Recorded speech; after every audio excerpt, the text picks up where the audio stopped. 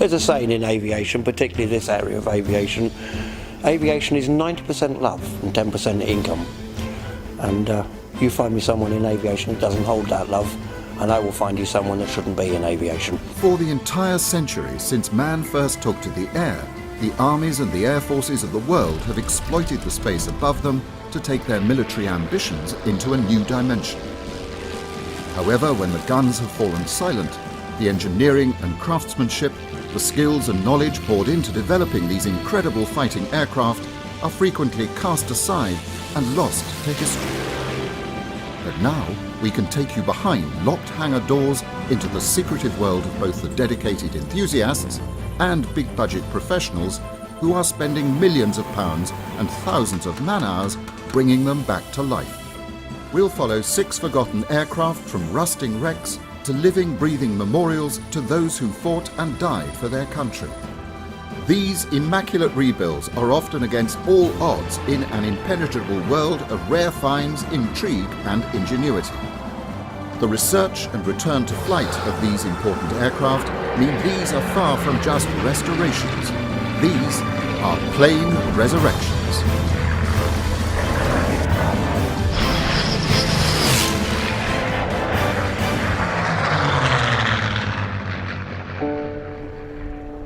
At almost every World War II aerodrome, It represented an interior not dissimilar to a Rolls-Royce of the period. This aircraft, when it left Percival factories, was in silver with blue.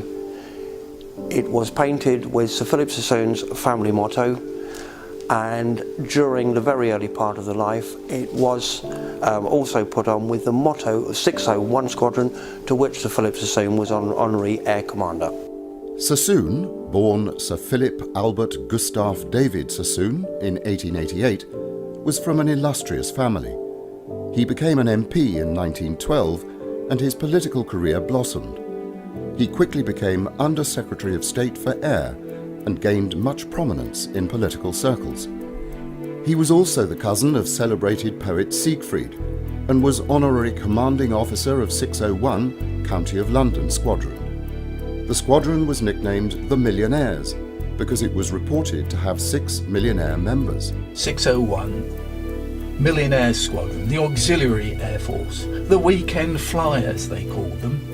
These were the men that did part-time piloting in the period before World War II.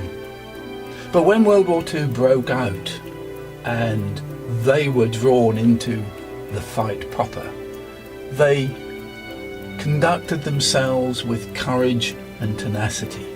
And the young men that were in those units, 601 Squadron and many others, were young men who became from part-time to full-time pilots for the duration of a conflict, and many of them were lost in that conflict.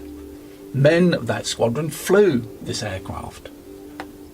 They would be, no doubt, very pleased with its performance and handling characteristics. A sleek thoroughbred of a period as the war changed everything in the world. This is just a reflection on what was going on then. Sassoon had served in World War I as private secretary to Field Marshal Haig.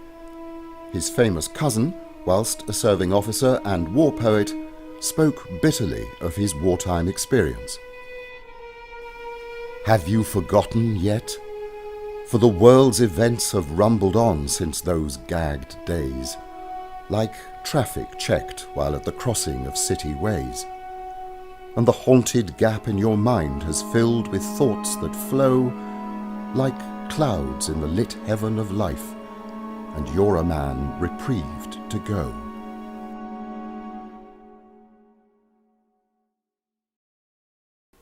Like the rest of his family, Philip was a member of the fashionable art set of the day. Sassoon was also a pilot himself and massively enthusiastic about the growth of air transport.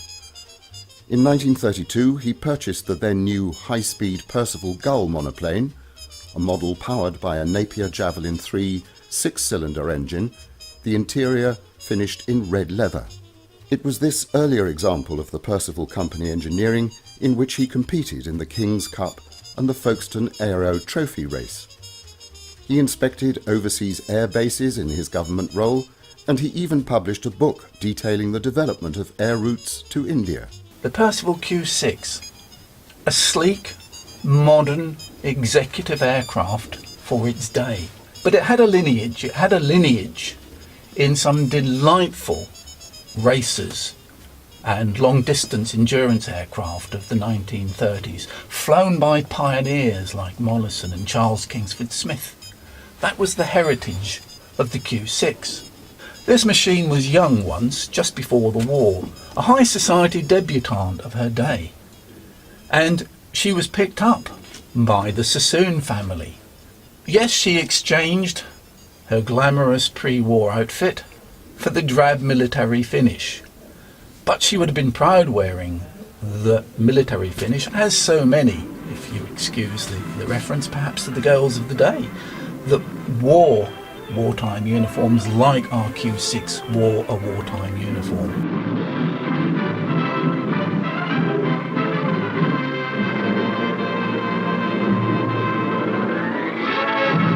The shadow of the conquering German armies covered Western Europe.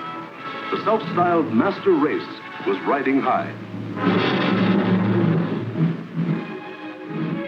As Hitler's armies marched across Europe in 1940, it became clear that the Third Reich's final objective was the western coast of Europe, and from there, inexorably on to the island that stood in their way, Great Britain. On the other side of the Channel, the Ministry of War soon realised that with every effort going into frontline air production, it was going to be vital to compulsorily borrow, or impress into use for RAF duty, any civilian transports that could be acquired. Now Adolf Hitler stood just as Napoleon had stood more than 100 years before, and looked across the English Channel to the one fighting obstacle that stood between him and world domination. The fall of Austria, Czechoslovakia, Poland, Denmark, Norway, Holland, Belgium, France had given him more than 100 million slaves to work for him or starve. The preliminaries were over. It was time for the main event. The British needed all the aircraft they could get with the onset of war, and under a term that was called impressed, it was impressed into service as a military machine, so lost her resplendent civilian guise and took on the camouflage period, and we have copied the drawings provided by Percival's for the Air Force for their colour schemes. Sassoon suffered with ill health throughout his life and passed away aged just 50 in June 1939 from complications with influenza, leaving his beloved Q6 to do what he could not, serve in the next great conflict. I became involved in the aircraft because of an earlier restoration that this company had done on a de Havilland Domini, and it was through the restoration and the rebuild of that the then owners of this aircraft approached us to see if we would take on this project to complete it. And to that aim, Mr. Barry Greenwood, who was the then owner of the aircraft, needs a lot to be thanked for. Unfortunately, he's not with us anymore, but it was to a large extent his efforts in protecting and keeping the aircraft that gave us the basis of something to restore. Providentially, Rex became the latest owner of Golf Foxtrot Delta when the rare Percival airframe most needed restoration. Edgar Percival was a man obsessed with flight from his childhood onwards. Born in New South Wales in 1898, he lived close to Australian flight pioneer William Ewart Hart. He helped Hart at his workshops, and by the age of 14 had designed, built and flown his own glider. By December 1915, Edgar was a volunteer fighting with the Australian Imperial Force, and he embarked for Palestine on a posting that would change his life and, in due course it could be argued, the future of the free world. By November 1916, he had transferred to the Royal Flying. Quickly became well known in aviation circles, his laconic style and dress sense, He always wore a lounge suit and trilby for flying, even test flying, earned him the nickname the Hat.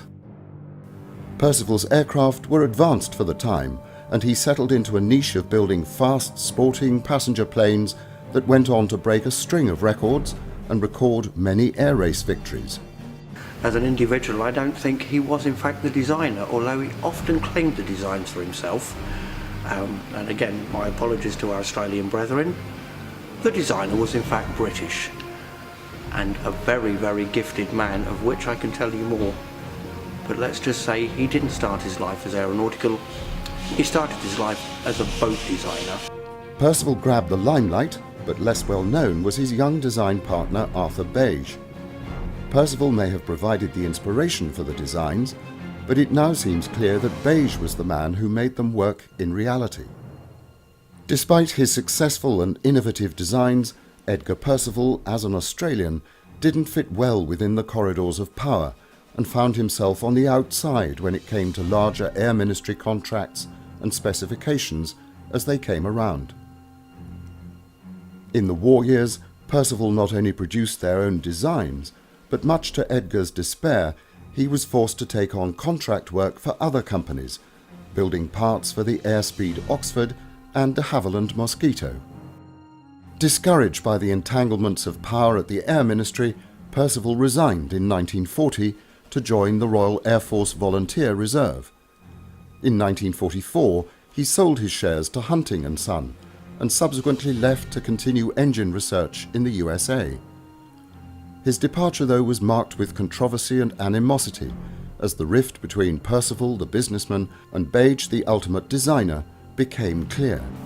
He left Percival's really at the early part of the war, and yep, it seems as though there were arguments and difficulties, and there are strong possibilities that a lot of the designs credited to him were in fact the brainchild of Arthur Beige, his chief designer. And when Percival departed, it's certainly a fact that on many of the drawings rescued by Rex, they're signed off by Arthur Beige, not anything to do with Percival. So that controversy, yes, it'll ring around with the machine for years to come. But to Percival, we know that there is this lineage of very beautiful aircraft. And to Beige, we give credit for this aircraft here.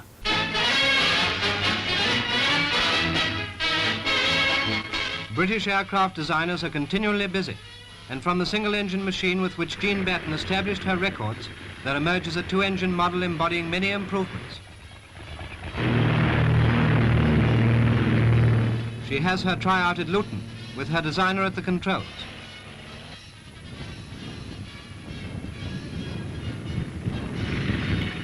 When she comes to rest again, Captain Percival runs over her good points. It has a cruising speed of over 180 miles an hour, seats 6 people, and is quite luxuriously fitted up inside. Arthur Beige? Well, I first came across him 12, 14 years ago when I realised that the churchyard, very, very close from where I was then living, contained a person. It was Arthur Beige. And that was when I started to get interested in this aircraft, realising that he and I and a common interest were within half a mile of each other. He started his career as a boat designer, moved into aviation and ended up working for the Percival Aircraft Company. As a designer, and from what I've seen of this aircraft, and I'd like to think I can understand him, I am extremely impressed with his abilities. He was well ahead of the field at that time, and some of the principles of the design that he produced in this aircraft are standard in the industry today, but at that time they were totally unheard of. Arthur Beige I have a deep respect for. He was well ahead of the design, recognised design in aviation at the time, and if one goes back into the history of Percival, Edgar Percival claimed that he was the only one that had ever designed an aircraft. Arthur Beige was struck off. In fact, Percival took a number of companies to court with the intention that they must remove the name Arthur Beige from any drawings in their possession so that his name was completely scrubbed off of the record. Now I can only venture that the reason for this might have been that as Edgar Percival was, to all intents and purposes, a most obnoxious man, and as Edgar Percival's wife decided that Arthur Beige was a far nicer person to be with, this may have been the motivation. So his company name wasn't all that Percival left behind. Besides the former Mrs. Percival, the Australian left the legacy of his great racing aircraft and the Q6, of which the former Sassoon airframe stood out, surrounded as it was by drab military versions. Noted for his outlandishly decorated home at Port Lympne Mansion, Sir Philip had the aircraft handsomely equipped and lavishly furnished inside. Legend has it that it even sported a private toilet for long journeys. Other aircraft of the type in military guise I would quite expect would have been more Spartan. The interior on this one was not standard. It was an interior to suit the original purchaser of the aircraft. The fittings inside this aircraft were perhaps part of the reason that it was actually preserved, because it was far more than the working hack that would be the case with so many of the squadron aircraft. She was recognised as a VIP transport. After their war service, the RAF Petrels found themselves slowly struck off charge or scrapped. A few examples found their way into private hands, often as commuter or feeder aircraft for the then booming airline business, which was without new passenger designs. The former Sassoon aircraft found private owners, but in need of expensive upkeep, it suffered the fate of many others, becoming a permanent project and passed from one owner to another. Yes, it did fall into disrepair. At the time it probably wasn't recognised, the historical records on the aircraft and its importance. The aircraft was significantly complete. There were missing components, but nothing of a major issue. The real issues is taking it down into component form, stripping, which in some cases did involve destroying woodwork so that items that were not visible because they were hidden could actually be inspected and then making good and making new. Edgar Percival sold his company to Hunting Engineering, and being the person that he was, what Hunting didn't buy, Hunting didn't get. So he emptied his technical library of every drawing of the aircraft types which they had not purchased, and he set light to it. Somebody in his company had a little bit more forethought and realised that he had in fact missed the production library. And to this day I'm very grateful because I managed to obtain a full set of copies of those original drawings. Basically it's a rectangular box with stringers attached to the outside to give it its shape. Over the stringers is applied unsupported fabric until you get to the front of the aircraft, and there, as a woodworker or anybody with woodworking experience will recognise that there is in fact a totally different skill employed in its construction, and that is plywood, that it is shaped in 2 dimensions to give what appears to be a metal finish but is in fact plywood. The Q6's designer, Arthur Beige, started his working life as a boat engineer, and, in an ironic twist in this most unusual restoration, Rex's expert woodworker Jimmy himself spent years as a boat builder. Jimmy started his life on the banks of the Clyde as a cabinet maker, and those skills are ideal in this construction because it is wooden. Well, my father was born after the war, but he was a shipwright in Glasgow. He actually became a shipwright. He started his national service as a joiner, and he found out shipwrights get paid more. So he said, I'll be a shipwright now then. So he came in, went in a joiner, came out a shipwright. You really just have to dig around, not being too brutal, but you really just have to get a chisel at it and see what's underneath. And be very suspicious, you know, if people are disguising things. This is the side cutters that when I took the plywood skin off, from here. They were just grinning away merrily in there. To join plywood on, well, anywhere, you use a scarf joint. And you get a very big glue joint then. The glue that we use, Aerodux, is really good. It's as strong as the wood, or if it's not stronger. And with the plywood, you scarf it all the same. So you've got like about an inch overlap. So it tapers to nothing, top and bottom. To get it smooth, you're going to sand away the layers. So you're taking ply off it. So you're weakening the material at the point where it has to be the strongest. So it has to be very accurate. Everything's done by hand, so it hasn't changed at all. When we look at this aircraft, it's in the process of reconstruction, and hats off to the team restoring the aircraft, because they've had to look into nooks and crannies and all over the world for parts. And sometimes within the aviation fraternity, yes, things are hoarded and collected. And surprisingly, just recently, they even found a pair of seats that have provenance that tracks them right back to this aircraft.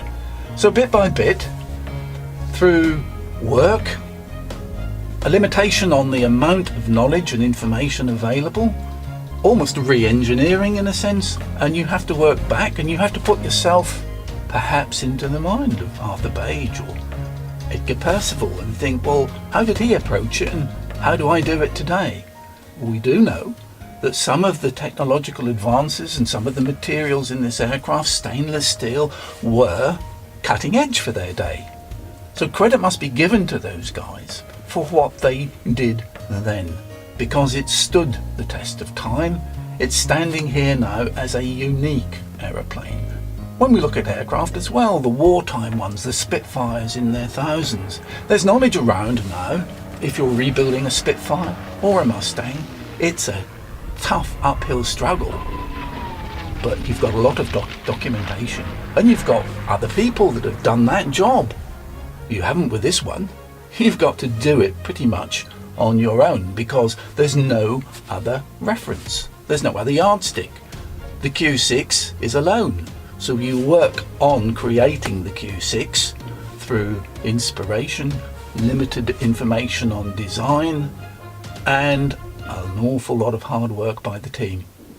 It needs to be restored. It needs to be preserved. It needs to be preserved for future generations.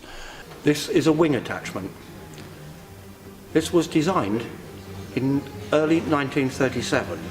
This is stainless steel, and to the best of my knowledge, it's the first time that stainless steel had been used in a primary aircraft structure. You will see that the item is laminated. It is not a single piece, which was standard. It was laminated. It was laminated so that if there was a failure in one lamination, the other laminations would at least provide some security of the component. When you look at the end, you'll see that the shape of it is a figure C, but there's two of them. So that now you have one load path on one half and an additional load path on the other half. If one was to fail, the other one will still give some security, which may enable the aircraft to be landed without structural failure, thereby saving the crew and the passengers. The wings were conventional for the time in the way that they are constructed. We have the centre section, the part that you see behind me, that's all been inspected, repaired, and when I say inspected, I mean without taking it completely apart. We have gone into every part of that to determine that it is still serviceable, affecting repairs where we have found those repairs are necessary. We have potentially an issue with the outer wing panels. When the aircraft was at Redhill College in 1955, because they were using it as an instructional airframe and predominantly just to hang an engine off so that they could test engines from their engine overhaul department, they didn't require the outer wings, so they took them off and they warmed their hands when they set light to them. The ones we have are completely new but unfortunately there is questions about whether or not they were produced using accurate drawings for the aircraft, and I can say that I am not convinced they did. So we have to significantly take them apart to determine that the construction does satisfy the requirements of the designer, that the construction is of an airworthiness nature, although I have no doubt in my mind whatsoever that that has been satisfied, as they were built by an aviation company authorised and approved to do so at the time they were manufactured. And then to bring back or modify to the original design specification, dimensions, construction, or where that is not practical, to obtain the services of an aeronautical engineer to determine that any alteration can be identified and be determined that it will not have an adverse effect on either the airworthiness of the component as far as flying it is concerned, and also that there is not an issue of the structure's capabilities to survive flight loads. Percival, ever the survivor, would undoubtedly have approved of Rex's restoration. Whether, though, he ever knew, before he passed on in 1984, that his Q6 design may well have played a pivotal role. Who could use that at least to begin to rally the people of France and those others that had fled the onset of tyranny. He could rally them to become the leader of the free French people. And that was backed up by Winston Churchill. We needed a figurehead, and Charles de Gaulle became that figurehead for the French people. Par la force mécanique, aérienne et terrestre de l'ennemi, nous croyons que l'honneur des Français consiste à continuer la guerre aux côtés de leurs alliés, et nous sommes résolus à le faire. Nous espérons qu'un jour, une force mécanique supérieure nous permettra d'avoir la victoire et de délivrer la patrie. He did not want to cozy up with Nazi tyranny. Therefore, he was rescued from France by the British. Charles de Gaulle must have had many thoughts as he prepared to leave France. He did not know how long for. There would have been furtive activities, plans made. On the morning of June the 17th, 1940, de Gaulle boards an RAF aircraft and, able to see the advancing armies from the air, flies out of France, noting in his own diary that he could see the smoke rising from the invading armies. As de Gaulle left France, he looked down at the fires of defeat. What his thoughts were as he flew over, apparently, the family home, heading towards England, we won't know. The mystery that has surrounded de Gaulle's flight to freedom, though, hasn't been how he escaped. The mystery has been the identity of the aircraft. The official RAF version published after the war was that he narrowly escaped amidst high drama, accompanying senior British diplomats in an RAF Flamingo aircraft, the Luftwaffe in hot pursuit. While such a flight was made from occupied France, and despite the daredevil story fitting well with the dashing de Gaulle, historians have thrown some doubt on this version of events. De Gaulle's own diaries don't tally with the RAF version of events, making no mention of the claimed high drama of escape. He even recalls looking out at his mother's house as he flew over. De Gaulle and his colleagues were carrying 100,000 French francs in gold. The Flamingo, a large freighter design, had a poor safety record and would be lumbering across the channel at the mercy of the Luftwaffe. Sources close to the de Gaulle family are convinced the astute, fleeing Frenchman would have opted for a departure less obvious to the incoming Germans. Some have thought the alternative plane could have been an airspeed Oxford, but none are recorded on that mission. The other, more clandestine option was the Westland Lysander, the definitive aircraft for the mission.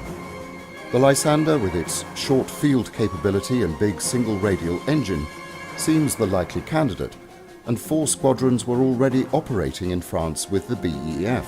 Officially, though, there was no flight, no mission to or from France to extract the general ever recorded. The following day, the Special Operations Executive launched a commando-style attempt to rescue de Gaulle's wife and children from the advancing Germans. That mission cost the 4 airmen undertaking it their lives as their No. 10 Squadron Walrus crashed after being fired upon. There was, it appears, no flight to rescue de Gaulle recorded in squadron records. The official events were detailed after the war. At the same time, the Sassoon Q.6 had an RAF serial number, but didn't appear on any squadron strength. A ghost plane, perhaps? Or rather more likely, what we'd now refer to as a black operations platform. Researching the pilot's records for the serial number, though, Rex Ford falls upon an astonishing revelation. This aircraft never appeared on squadron strength. In other words, it just didn't exist. That in itself begs the question that it was being used for purposes to which they didn't want people to know. What we have found out is by going through pilot records of the pilots on those squadrons. Well, I was probably like a lot of people, my father was a pilot. My father was a Lancaster pilot during the war, a decorated pilot. I was never going to be able to achieve that aspect of his life, but I could do the next best thing. I could be a bloody good aircraft engineer, as are all of the people that helped me and are forming part of this team. My father, like probably many people of that generation, never spoke about it. They never told what they was like or what they did. It's when you start doing a little bit of research and you find that the person you know as your father is a totally different person to who he really was. And then you find out some of the things that they did. And he said that an aircraft got damaged and he gave the crew the chance to bail out and they chose not to. Well, as a youngster, it makes sense. When I started to research, I found out that yes, an aircraft did get damaged. Yes, my father was the captain. But it wasn't damaged on the way back from a target. It was damaged on the way to the target. It was damaged to the point at which the aircraft was not totally controllable. And in the part of that damage, a crew member got injured. I have no reason to doubt my father gave the crew the opportunity to bail out. I do genuinely believe, though, that crew chose not to, because one of their crew was not going to be able to bail out. And as a team, you don't need big numbers or combat to make an aeroplane famous. They built less than 30 of this Percival Q.6. This is the last of its breed.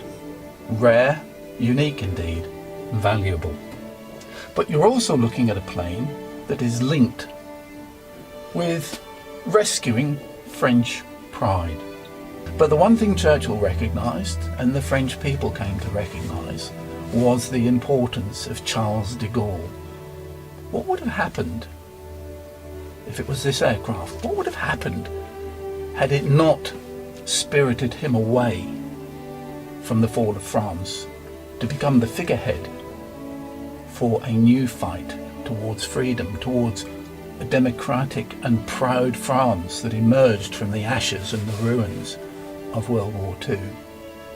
And it could build a lot of that spirit of pride on the very fact that this tiny wooden aeroplane had rescued him to join the fight for freedom.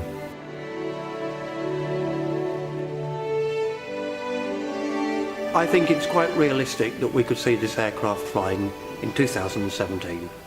Like all things, our preservation of this aircraft has to be funded. That funding is coming from our other aviation business. That's how it gets funded, and that's when it will be done. But the simple fact is, it'll be finished when it's finished, and when it's finished, it'll be right. Rex and the Q6 still have a long journey ahead of them back to the air. However, when this one-of-a-kind aircraft takes to the air again, it will draw together strands of some of the most diverse characters in history.